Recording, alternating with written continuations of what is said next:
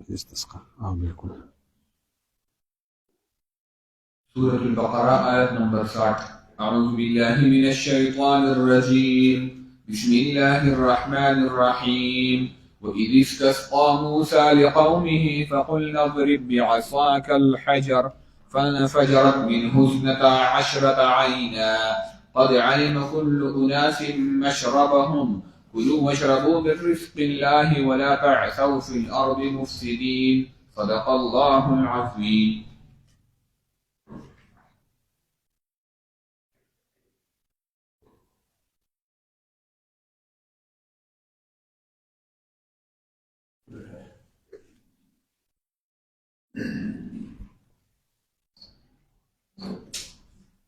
الحمد لله وحده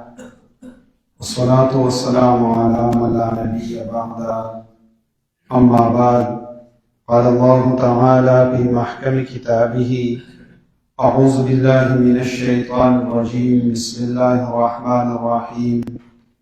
وإذ استسقى موسى لقومه فقلنا اضرب بعصاك الحجر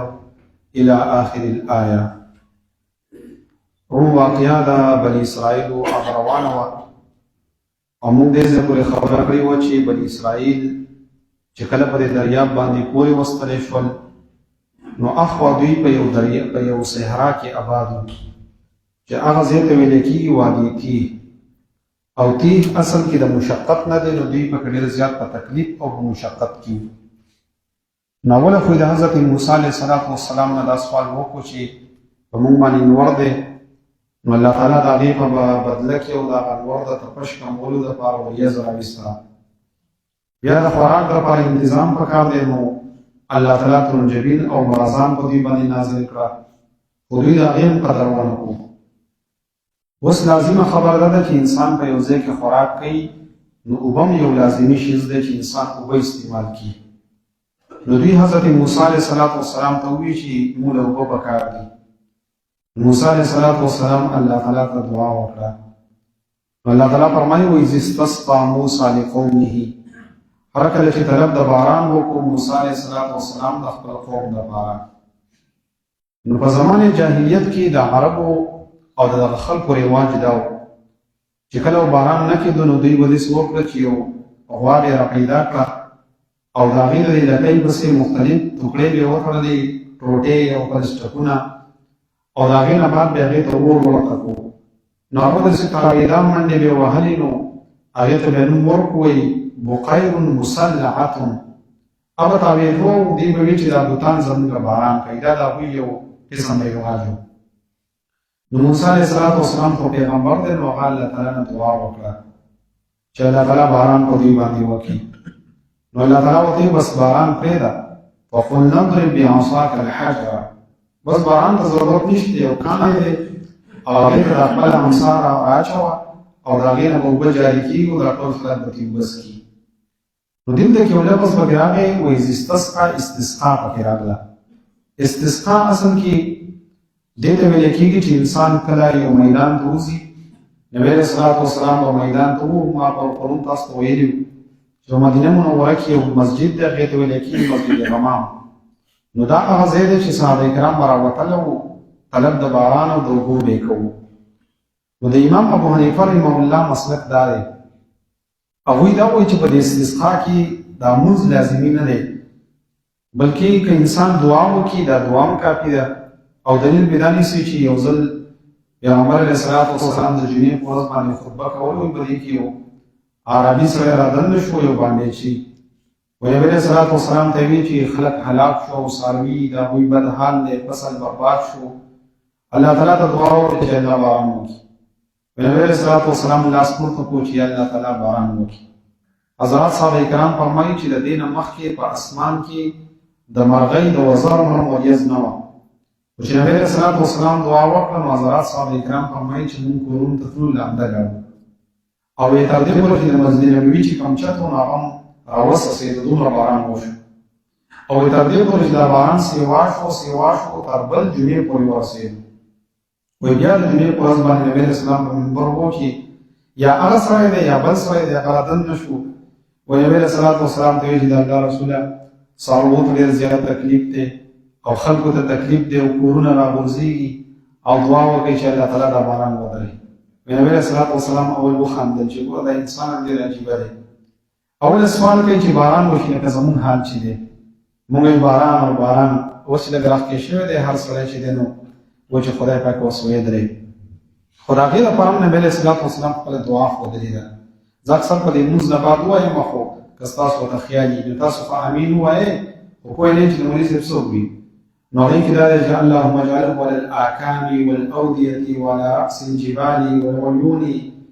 یا الله تعالی چې دا صحراونو ته منتقل کا، یا الله تعالی دا د غرونو په سرونو باندې وکړه او دریابونو یې وکړه، خو دې ځینې لرې کړه. خو یو بله د افسوس خبر دا ده چې کله دا بارانونو سیوا شي یا مخکې ورځو کې چې زلزله وشوه، نو زمونږ د خلکو یو بل نفسیات ما نوټ کړه، ډېر زیات خطرناکه خبره ده. خلک په دې فیسبوک باندې چې دی نو د دې پسې الټا مسخرې شروع کړي. لکه مثلا داسې دی چې پېښور کې د زلزلې جټکې، نو دوی په فیسبوک باندې لیکلي ول په جټکو کې د پېښور زلزله، لکه خبره بدله کړي خندا پسې وکړي. دغه شان د کې چې دی نو باران دی، نو دې پسې خلکو دا خبرې وکړي لکه مثلا د خدای پاک د پیغام باندې پیوسې په زمونږ وایي. دا ټول خندا ده. لکه دا خبره ده چې دا مونږ د غافل زړه لګیا یو. نو دې نه معلومېږي چې دا زمونږ په موضوع الله تعالی ته ګرځېدلې نه ده. یعنې په دې کې نبوي طریقه دا ده چې انسان کله باران ډېر شي نو انسان به عاجزي کوي. ګوره پیغمبر علیه الصلاة والسلام مونږ ته دا پرېښودي. نو زه اکثر دا خبره کوم، یو رسمي خبرې دي، یو په دین باندې او شریعت باندې عمل دی. ګوره زمونږ په دې استسقا کې چې دی یو رسمي خبره ده. رسمي خبره دا ده چې اعلانونه وشي وایي راوځئ استسقا ته،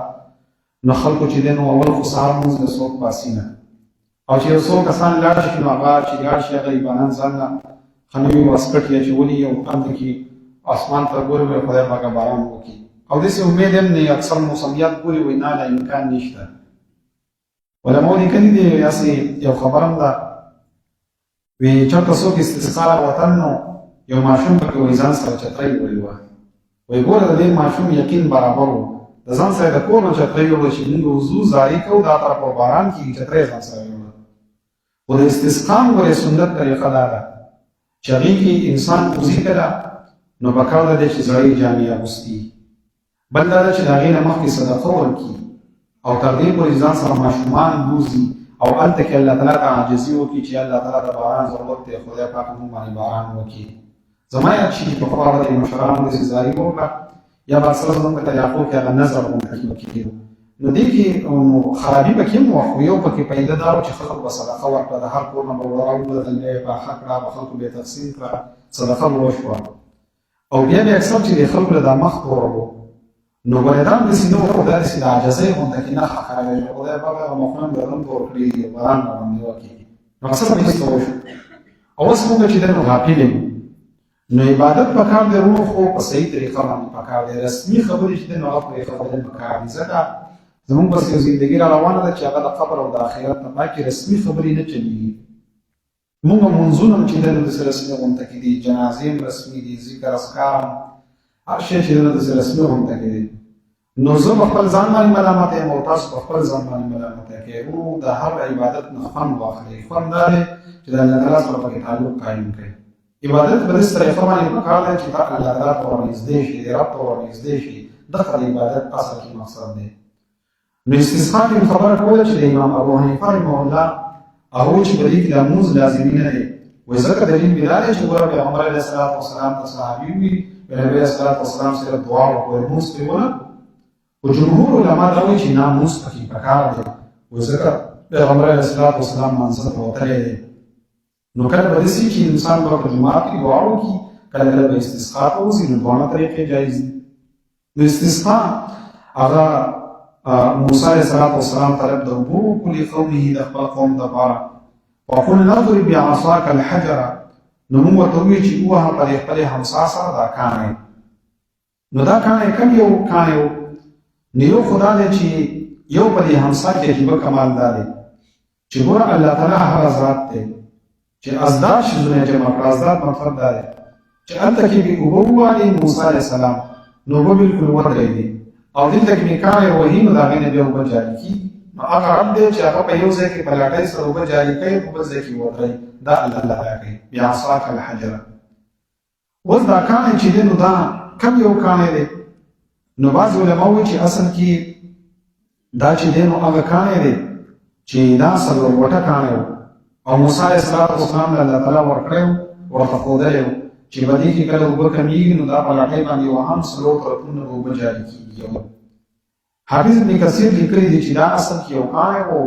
دا د انسان د دې سره مغونته کې یو کاڼی و ګول کاڼی و او موسی علیه السلام به ځان سره ګرځوو چې کوم ځای کې به د اوبو ضرورت راغی هغه یې کېښودو لاټۍ به ورته راواچول لکه مټن چې دی په پکې سړی ایسته پکې اوبه چینې جاري شوې بني اسرائیل به ورته بس کوي. او دا تفسیر مظهري لیکلي دي چې اصل کې دا کاڼی چې کوم و نو دا د حضرت آدم علیه السلام سره د جنت نازل شوی و. نو آدم علیه السلام ځان سره د جنت نه راوړی او بیا د پیغمبرانو سره دغه شان کې سلسله په سلسله باندې روان و لکه څنګه چې دا لاټۍ د شعیب علیه السلام سره وه د پیغمبرانو سره وه دغه شان دا کاڼی ورسره مو موسی علیه السلام اوچت کړی و. او ډېر علما وایي چې نه دا اصل کې هغه کاڼی و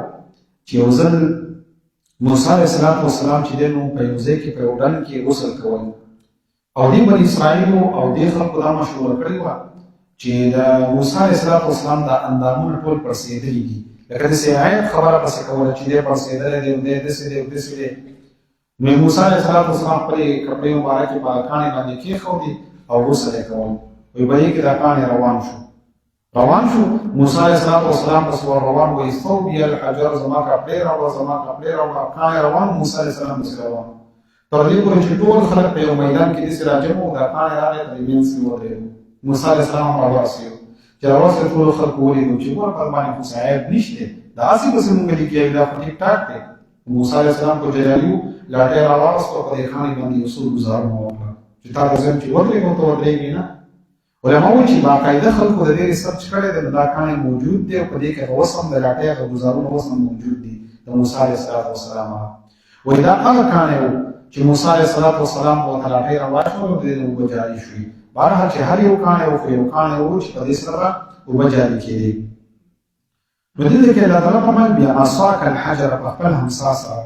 علما وایي د دې نه چې دی نو د لاټۍ پیدې معلومېږي یو ځای کې مونږ ویلي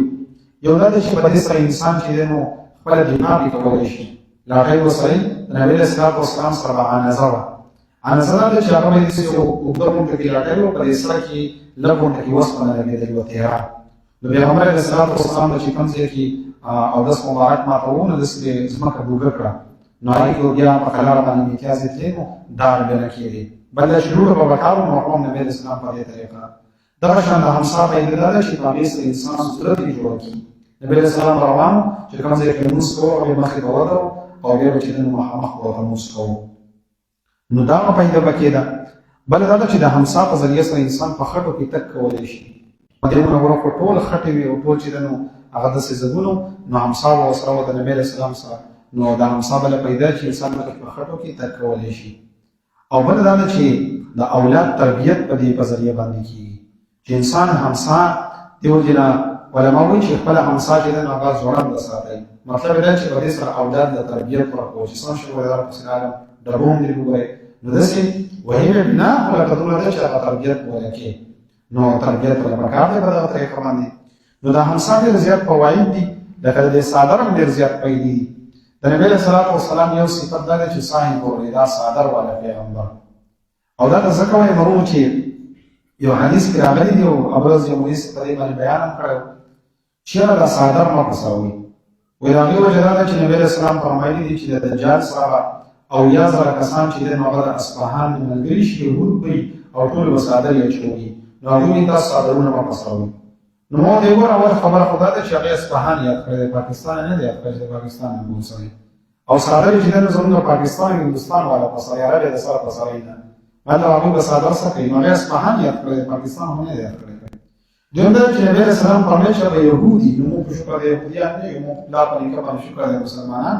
یو نو مې هغوی یې یاد کړی دي موږ یې نه یاد کړو څادر ټیک ټاک پسوه او د نبي علیه السلام لقب مبارک یو صاحب الردا د څادر والا پیغمبر. نبی علیہ السلام حدیث مبارک کی رضی اللہ صحابی فرمائی وَرَأَيْتُ النَّبِيُّ صلی اللہ علیہ وسلم بِصَوْبَيْنِ أَخْضَرَيْنِ وایمان نبی صلی الله علیه وسلم ولیدو چې دوه شین کپړې اچولې وي مطلب چې لباس مبارک هم شین ولا کزما د کپړې نه شي او صادر څه نه هم شین نبی صلی الله علیه وسلم شین صادر هم اچولې او شین کپړې هم اچولې نو ګور پیغمبر صلی الله علیه وسلم صادر هغه سره کړی روایت د مسلم کې راغلي دي چې صحابي فرمایي وزرا الله صحابه کرام موسنه کول وعليه مطيسان او صادر د ځن کاوکړی وی جیمه ون وې ټول پکې ولاړ نو معلومه شو چې صادر په سرونو کې سګنا پکې نشته دی ټیک ټاک دي نو د صادر هم ډېرې پیدا دي لکه انسان چې د یخنۍ نه منې کوي دغه شان د انسان چې د جسم هغه سره پټي دغه شان د چې نو انسان کچته کې سب جوړي نو پاره کې خور کې نو مستقل خلق ودی دغه شان د کې کسټ کې منی په یو ځای کې غړای او گزاره کا بس صرف ستاسو دغه شان د کې یو ځای کې لګای په لګ د سیمه کا د کېنه په یو ځای کې کې جو غزان تلان دي کېنه د پاسه په مزیدار کېنه دغه شان غزا ته پروګه دي راچولې او په پوره باندې روان یو سره د ټماټر وسره وېسا بس اورې پروګه راوښه نو پایدې د صادر چې د هغه دې د کله کسان چې د همسایه نو الله تعالی په مایو استسقى موسی لقومه فقل نظر بعصاك الحجر هو قد يقبل مساصر باكان فانفجرت من حسنة 10 عينا نجاري شوی داغین دولس چینه نرگور عجیبه کمان داده چی یو خو دیو کانی نا اوبرا وطن دا یو لوی معجزه ده دا کانی نا اوبرا وطن لوی معجزه ده دویمه داده چی د یو کانی نا ډیر اوبرا وطن دا معجزه ده لکه شپږ لکه خلک دی هغه به خورول غواړي او دا د معمولي غونډه کانی نه راوځي نو دا لوی معجزه ده دا شان ته کې په قدر د حاجت باندې راوځي د سړي چې بس یا راوو ته په خدای کې کومه لږ دي راوځي او بل پکې غټه معجزه ده چې په انصار باندې وਹੀ او دغه بټن دی چې دا ولا ماګای را نشته کې اوبه جاری کیږي او چې دا لري کې بیا بندي او بل پکې معجزه ده چې جاری شوی نو استجابه بندي ځینې چې استجاری دي نه هغه ټیم باندې استجابه وشي او خلک یې استعمال کی نو یا عصاک الحجر فانفجرت منه 12 عینا نو جاری شوی دا بین دولس کینی ځکه چې بني اسرائیل په دولس ډلې وي او دولس سرداران نو هغوی به خپل خپلوباسې راولي قد علم كل اناس مشربهم بشکر پیژندلې هر یو خلکو زید سکلو خپل نو دلته کې علما وایي چې ګوره د اختلاف د ختمېدو دوه وجې دي چې په یو ځای کې اختلاف ختمېږي مثلا په یو کور کې چې اختلاف ختمېږي نو یو په دې سره ختمېږي چې په هغې کې انصاف کېږي لکه مثلا په کور کې کوم مشر دی او هغه انصافي دی یو اختلاف نه کېږي انسان ته خپل حق میلاویږي نو بیا هم اختلاف نه راځي یو دویم دا چې د دې ځای نه معلومېږي چې ګوره دوی 12 قبیلې شوې نو الله تعالی فرمایي هر یو چا به خپل ځای پېژندو وایي دې دا معلومېږي چې کله کله په دې کور کې په یو ځای کې جدایي پکار ده چې کله جدایي راشي بیا هم اختلاف ختمېږي لکه مثلا په یو کور کې چې دی نو دیارلس کورونه په یو ځای کې اوسېږي او انصاف پکې نه کېږي یو مشر نشته او څوک پکې بادشاه دی څوک پکې وزیر دی څوک پکې غل دی نو د دې طریقه کار دا دی چې بس دا جدا کړی شي نو بس هر انسان به خپل ځان ته بیا ګوري نو انصاف په هر انسان خپل ځان ته میلاوي نو اختلاف به ختمېږي دا د قرآن نه معلومېږي نو ډېر خلک زموږ په دې کې په دې لانجو باندې ما وایي جدا شوی خلک به راپسې خاندي ما اوس که بېلتونه مو کړو نو اتره زامن به مو وایي چې ګوره دوی جدا شوم اتره زامن او ترور زامن پیدا خپله زندګي تېروه زموږ ټولو خلکو ژوند په دې کې تېروه ځان یې ټاکلی برباد کړو څلوېښت او 50 کال ته ورسېدل نو خلک به راپسې خاندي او د شیدن د زیدت ژوند تېروي نه په دې کې څه خبره ده دا خو د آدم علیه السلام د دور نه ترتیب را روان دی چې خلک جدا کېږي کورونه جدا کېږي هېڅ خبره پکې هم نشته هغه مینه محبت چې هغه داسې هم کېږي دا چې کورونه جدا وي خلک یو بل سره اتفاق ساتي هغسې هم ساتي نو موږ دې خبر وخورو پلانکې به څه پلانکې به څه نو الله تعالی ورته فرمایي چې ګوره قد علم كل اناس مشربهم كلوا واشربوا من رزق الله خورئ او څښئ د رزق د الله نه ولا تعصوا في الارض مفسدين او مه کېږئ تاسو په ځمکه کې فساد کوونکي علما وایي د دې نه دا معلومېږي چې ګوره الله تعالی ورته خوراک او څښاک کوئ خو فساد مه کوئ د دې نه دا معلومېږي چې څوک خوراک او څښاک ډېر زیات کوي او د ده مصروفیت نه وي نو دی به فساد خامخا کوي نو یې ګوره یو خو خوراک او څښاک لږ کم پکار دی او ککې هم ډېر نو به مصروفیت به ورسره ځان نه ساتي نو دا فساد ولې دی دا فساد ځکه دی په دې معاشرې کې چې دا نوجوانان ګډوډ شوه او دغه شانته کې چې په نشو باندې راواوړېده او غلاګانې ځای په ځای شروع دي ولې د هغې وجه ده چې دوی وزګار دي سبب خوراک ستات خمزیدار کې په ټول کې خوراکونه کوي ګرم ګرم او چې نن کار روزګار یې نشته سره پبجي کوي نو یې کار روزګار نشته تاسو انسان هغه کړی دی نو بس ستاره بیا مخامخ فساد وکړي لکه چې نوجوان انسان او بنده چې په موبایل کې وګوري چې هغه سړی چې له سوق ورکو او شپږ کسان یې وګرځول نو دا وزن سینه راوستي و ورته سوق تر وره اوس په سوق هم دا غاښونه وای ماتون نو خامخا د استعداد انسان کې جذبه او جدي نو ولې کار نشته او چې د مثلا یا ټیک ټاک سکول وي یا ټیک ټاک کالج وي هم صحیح ده او چې یاد ستل کې چې مزدوري لزی نو چې ټول ورځ د پټي کې کار وکي او ماښام راشي چې بیا د دفتر کې پټي را پټي نو په درس هم کېنه بیا درس هم کې چې کور ته راشي کړه تور ورځې ستوم دی فسادات نشته ولې مسؤلیت یو بهترین شیز دی نو ځکه الله تعالی وی ولا تعصوا في الارض مفسدين پس مخه کې فساد نه کوي او تنګيږي بنلګ لګ په قرآن متن لګي پیدا او باسو نو پیدا راکي یو څه چې تیری ګل بیا پیدا نه راکي په بدل لګ تنګيږي نه الله تعالی د عمل کو توفیق نصیب وإذ استسقى حركلا طلب دوبوكو موسى عليه السلام لقومه دخل قوم نفرا وقل نضرب ويمونغا وها بأنصارك الحجرة